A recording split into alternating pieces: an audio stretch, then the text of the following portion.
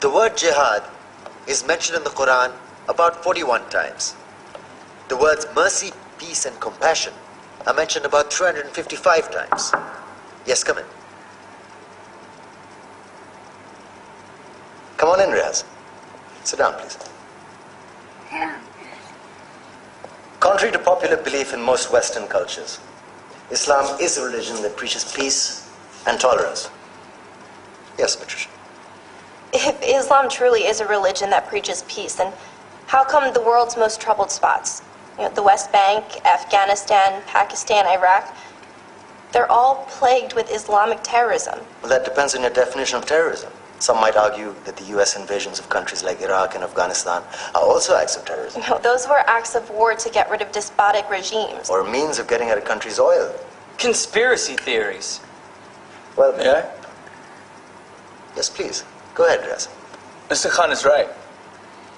I mean, if we're talking about terrorists, the world's biggest terrorists are the white superpowers. Come on now. No, really, stop and think about it. Explain 9/11. Okay. Do you know how many people died in the Twin Towers strike? Around 3,000. And do you have any idea how many people died in the bombing of Afghanistan? Take a wild guess. More than 15,000 people died. And that's just conservative figures.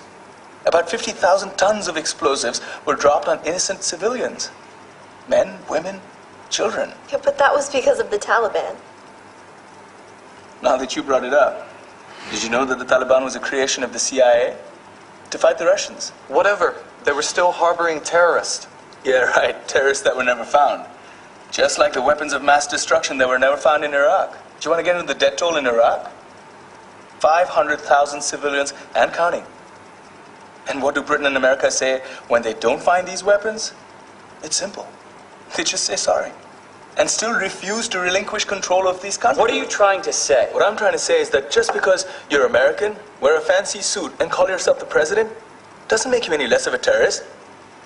I'm saying that if you don't stop meddling in other people's countries, you will face a backlash. If Muslims like you feel that way, then why don't you get out of our country? We will. As soon as you promise to leave ours.